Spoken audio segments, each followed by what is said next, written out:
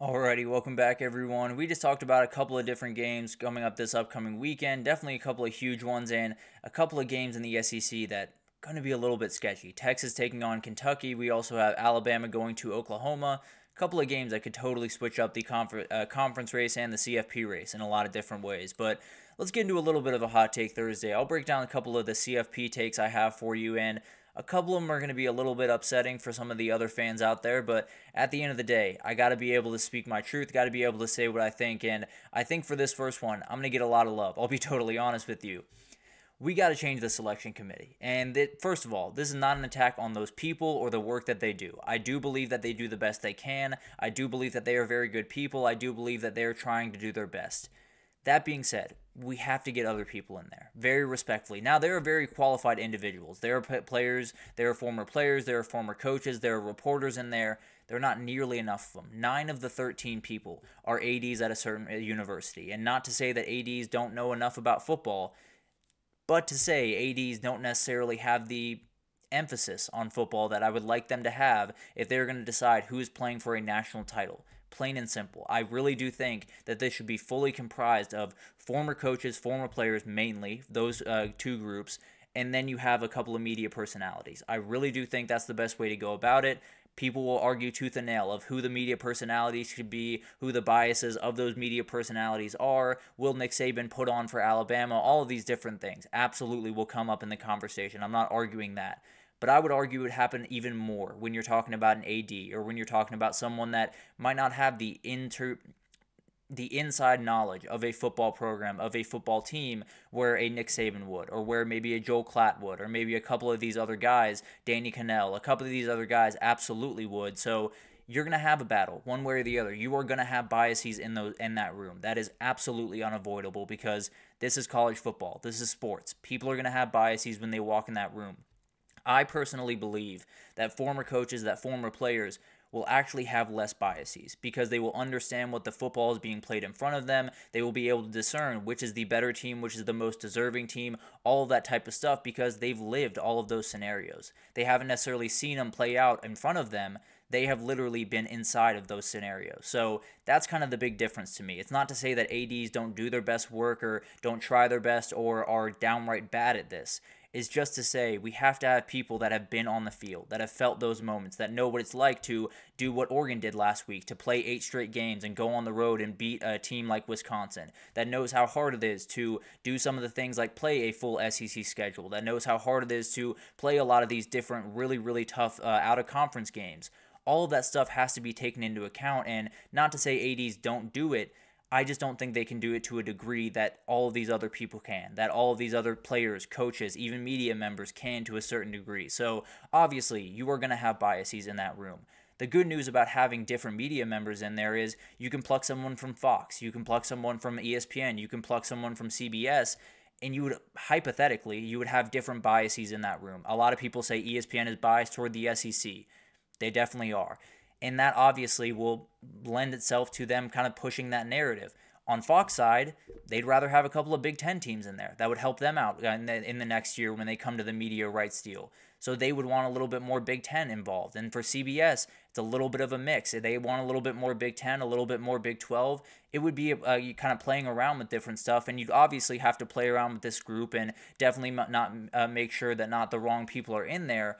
But let's be totally honest. Are we all okay with a ton of ADs just making the decision of who are the best football teams in the country? Are we all cool with 9 of the 13 people not having played football their entire lives or coached football their entire lives deciding who gets to play for the most prestigious trophy in our entire sport? That's the issue that I have. So whether it's Nick Saban or Reese Davis or Kirk Herbstreit or Joel Klatt or Josh Pate or whoever you want it to be, I'm more than happy to litigate that throughout the offseason. We have to have a different group. We just do. We have to have former players in there. We have to have former coaches in there.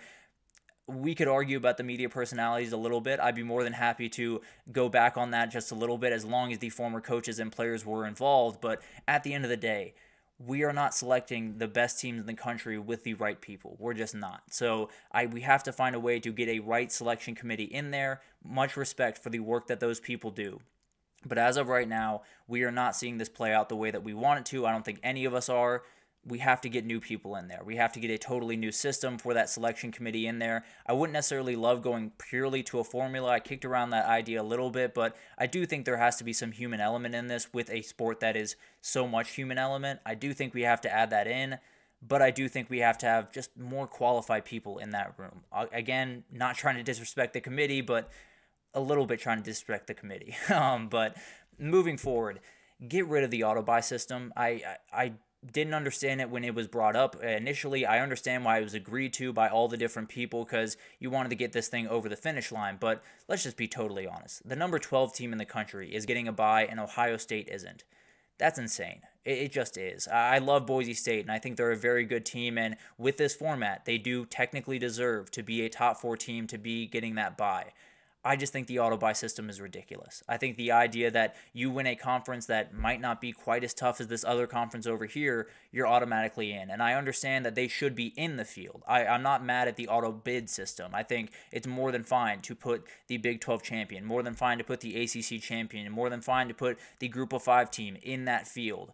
I don't think it's really fair to automatically say, well, you're a top 4 conference champion, congratulations, you're a 4 seed, you get a bye, because Boise State, respectfully, probably would not make it out of the first weekend if they don't get that bye. Maybe that Big 12 champion probably would not make it out of the first weekend if they did not get that bye, and now you're looking at a situation where the 5 seed is where a lot of these teams want to be. Ohio State right now would be set up to play a BYU team that they'd be favored by 3 touchdowns over, and then a Boise State team where it'd probably be even longer than that. So it's one of those situations where, first of all, you knock out the idea that the 5 seed is better than the 1 seed, which I don't necessarily fully buy into, but I understand where people are coming from with that. You would get rid of that, first of all. You would also incentivize these teams to play really hard and try to fight for their conference, even in the smaller conferences. You try to fight for that ACC title. You try to fight to play really well, because frankly, if Miami didn't lose last weekend and they went on to win the ACC championship, they would have a very real path to the top 4 seed, to a top 4 placement.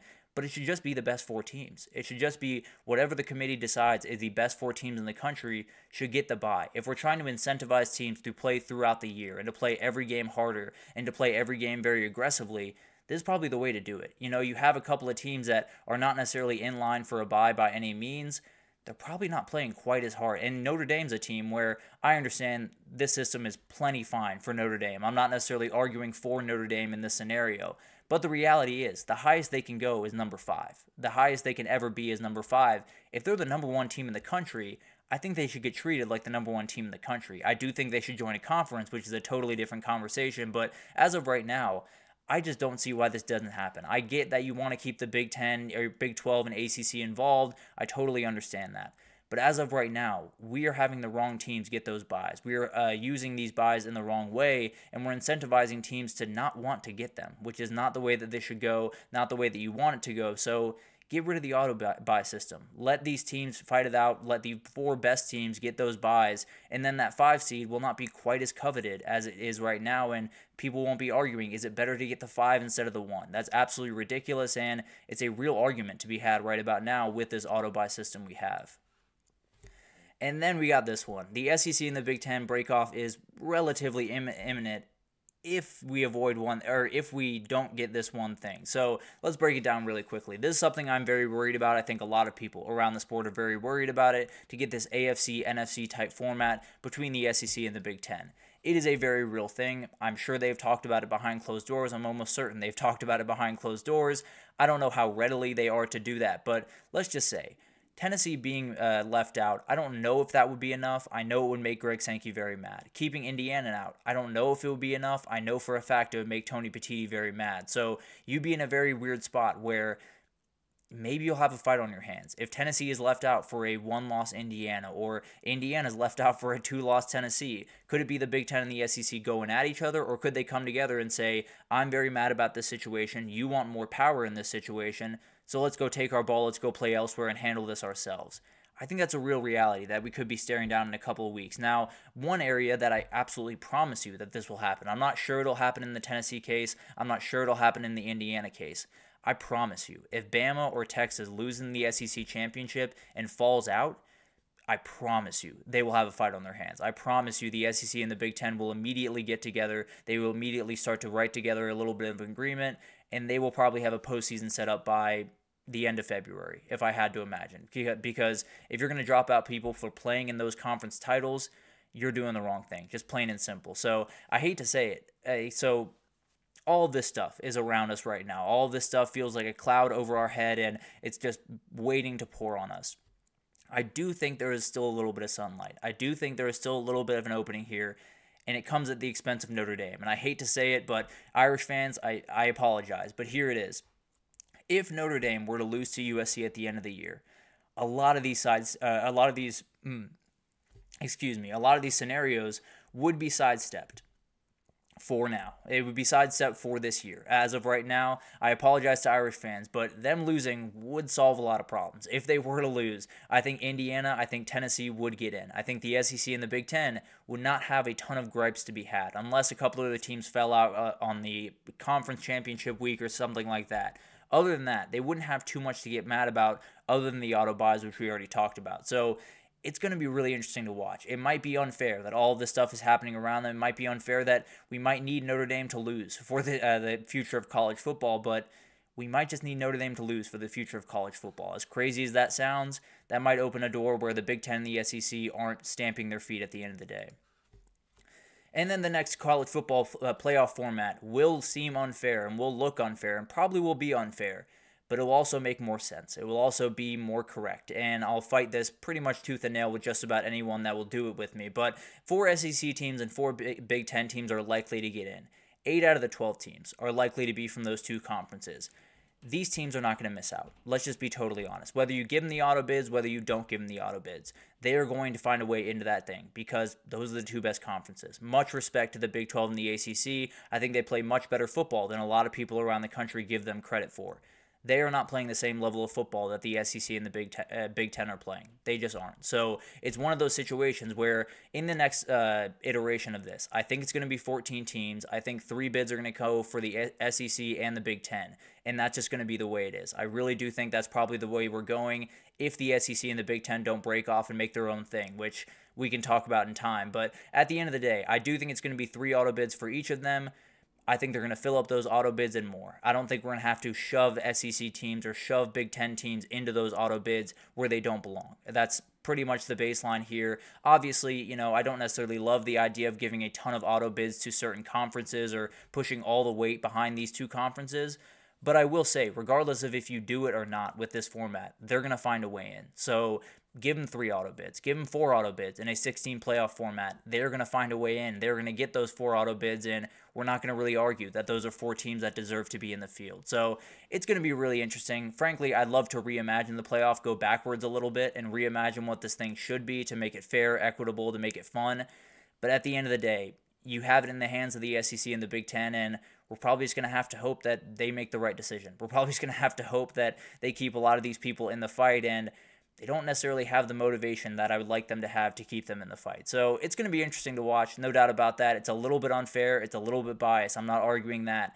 I also don't think it would necessarily be wrong to give them a couple more auto bids to lean a little bit more in their direction, because regardless of if you lean or not, they're going to find a way into that thing. They're going to dominate that thing, and they're probably going to win a lot of the national titles as they have the past 20 years. They've absolutely dominated the sport of college football, and that's probably not changing anytime soon. As upsetting as that is for ACC and Big 12 fans, the SEC and the Big 10 are just playing a different game as of right this second. So it's going to be interesting to watch all of this stuff unfold. Obviously, all of this stuff is a little bit more 2025, 26 type problems, but definitely something to watch in the next couple of years. But that'll do it for this edition of the GSMC College Football Podcast, brought to you by the GSMC Sports Network. Your support means a lot to us, so please remember to subscribe to the show, leave a positive review. It does make a huge difference. Also, follow us on Facebook, Twitter, TikTok, Instagram, all the social pages for all the content and updates you could possibly need. We have great people doing great work across every single sport you could want. So anything in the world of sports you need, come on over to GSMC and we have you totally covered.